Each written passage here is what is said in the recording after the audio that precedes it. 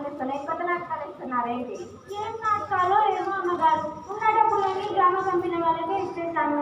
అయినా ఇప్పుడు అందరికీ సినిమా పిచ్చి పట్టింది. నా చిన్నారి తల్లి పెద్దనా నాకు సినిమాలో చేయాలి అని అడిగింది. నేనా? మద్రాసులో సోమతి లేదు, అవకాశాల కోసం అడిగే పరిస్థితి లేదు. అయ్యో ఏమో మనకి పెద్దమ్మ గారు ఉన్నారు కదా, చూసుకుంటారు. మీరేదో కదా అని సరే సరే వెళ్ళండి. హలో హలో, నేను రాధని. చెప్పు రాదా, ఎలా ఫోన్ చేస్తావు? మీరు సినిమా చేస్తున్నారని విన్నాను, దాంట్లో మా ఊరు అమ్మాయికి అవకాశం ఇస్తారేమోనని. సినిమా అయితే చేస్తున్నాము, కానీ సరే పంపి ఆడిషన్స్ జరుగుతున్నాయి కదా. సరే.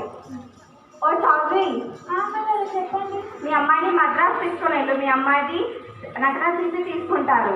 సరే అమ్మగారు.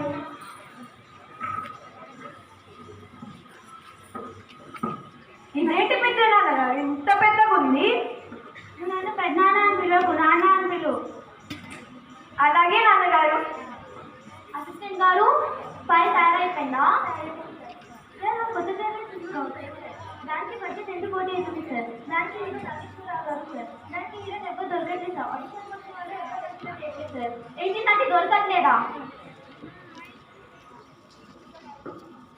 అసలు మీరు ఏం మాట్లాడుతున్నారో మీకైనా అర్థమవుతుందా? మన నాగేశ్వరరావు గారితో చేస్తున్నాం, ఎంత పెద్ద సినిమా అని తెలుసు కదా, మరి ఇంత నిర్లక్ష్యం ఎలా ఉంటారు సార్? నేను ప్రయత్నిస్తున్నా సార్, ప్రయత్నించడం కాదు, మీకు 2 రోజులు గడివిస్తున్నా. 2 రోజులు అప్పుడు ఒక మంచి నటి నా దగ్గర తీసుకురాలి, దానికి ఉద్యోగాలు వచ్చింది. నమస్కారం సార్. నమస్కారం సారు. నమస్కారం. ఎవరు మీరు? నాకు మా ఊరి సర్పంచ్ రాధా గారు పంపించారు. మా ఊరి ఒక దోస్తు రాధా అంతా ఒక అమ్మాయి ఆడిషన్ కోసం పంపిస్తాను. రాధా ఏమన్నా మామే? నమస్కారం సార్. ఏంటమ్మా మీ ఊరులో నటన ఏంటో తెలుసామో, వచ్చేసారి నటించడానికి? మా అమ్మాయి చాలా బాగా చేస్తుందండి, ఒక్క అవకాశం ఇవ్వండి. కుదరదయ్యా, వెళ్ళిపోండి బయటికి. ఒక్క అవకాశం ఇవ్వండి, మీకు జీవితకాలం రుణపడిపోతానండి, దయచేసి ఒక్క అవకాశం ఇవ్వండి. ప్రస్తుతం ఇప్పుడు ఎవరు చేస్తారు ఆడిషన్ కోసం, ఒక్క అవకాశం ఇస్తున్నాం సార్. నువ్వు కూడా అర్థం చేసుకోదు ఎలా చెప్పు? పెద్ద పెద్ద వాళ్ళు నటించలేకపోతే పల్లెటూరు వచ్చిన వాళ్ళు నటిస్తారని అనుకుంటున్నావా? సార్ నేను అర్థం చేసుకోగలుగుతున్నాను సార్, కానీ ఒక్క అవకాశం ఇస్తాను సార్. మంచి చేసుకుని ఉంటే తీసేస్తాం సార్. సరేలేట, మనకి వేరే దారి ఉంది, పద చూద్దాం.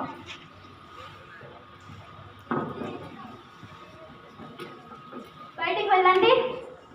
ఇదేంటి ఇలా ఉంది? సరే ఏదో ఒకటి చెప్పేద్దాం. చెప్తాను సార్. Roll, camera, action.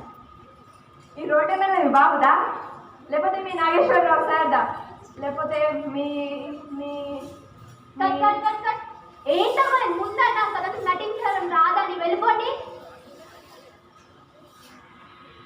నాన్నగారు, నాన్నగారు. ఏమంటారమ్మా వాళ్ళు? నటించడం రాదు నీకు, వెళ్ళిపోమన్నారు నాన్నగారు. నీకు అసలు ఏ పని కదా కాదు కదా.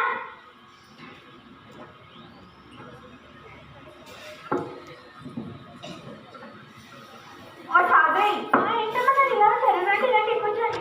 కొంచెం మంచి నీళ్ళు తీసుకొస్తాను అంటానమ్మా గారు. లేదు లేదు, నేను మీ గౌరవాల కోసం రాలేదు, ఈ విషయం చెప్పడానికి కోసం మీ అమ్మాయిని ఊరి నాటకాల్లోకి పంపివు. సరే అమ్మ గారు.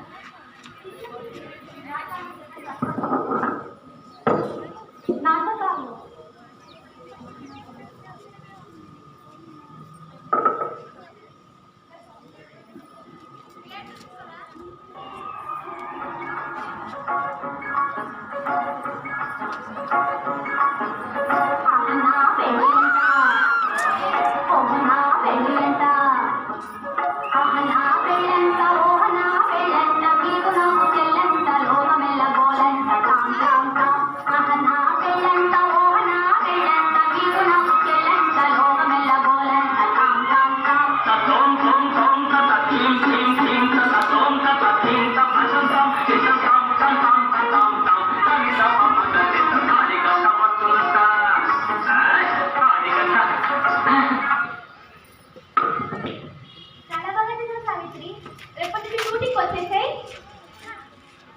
అలాగే సార్.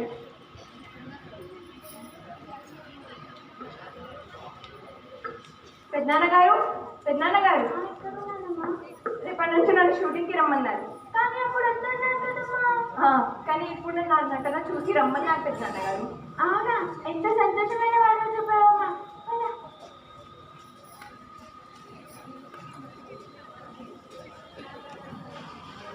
ఏంటి ఇంకా సావిత్రి రాలేదు?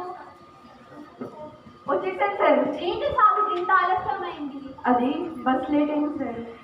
అవునవును, అట్లా షూటింగ్ స్టార్ట్ చేద్దాం పదండి.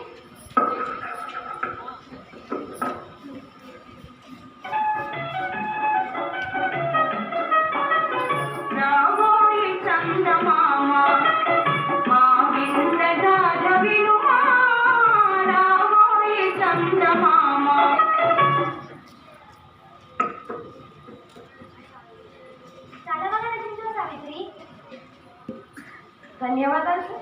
ఎన్ని జన్మలు ఉన్నా లేకపోయినా అంతా నిన్నే తలుచుకుంటారు. అంత బాగా నటించావు సావిత్రి. ధన్యవాదాలు సార్.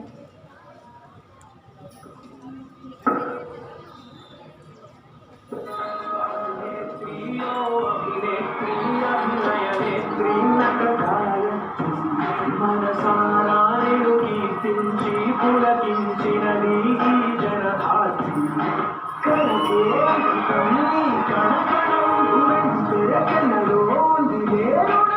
పేరుతో పాటుగా అమ్మనే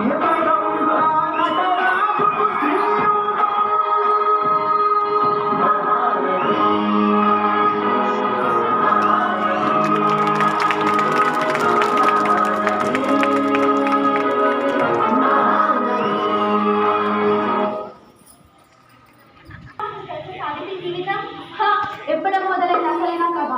తను నవ్విన వాళ్ళే తనని మోసం చేయడంతో ఆమె ఆర్థికంగా ముందుకి బానిసైంది. దానికి ఆమెను సినిమాలో నుంచి కూడా తీసేశారు. అవునా?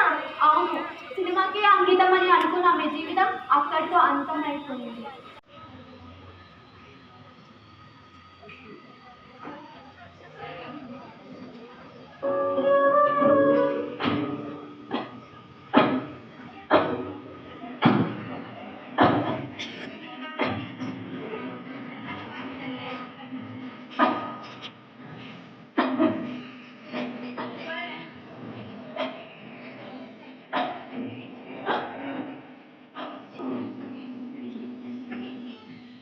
ఎవరు?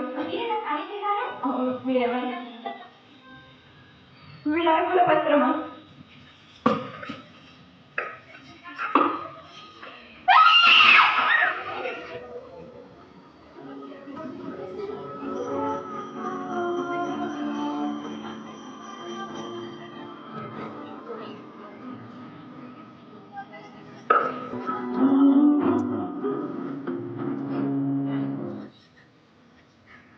కోమాలో ఉండి చివరికి 26 డిసెంబర్ 1981కి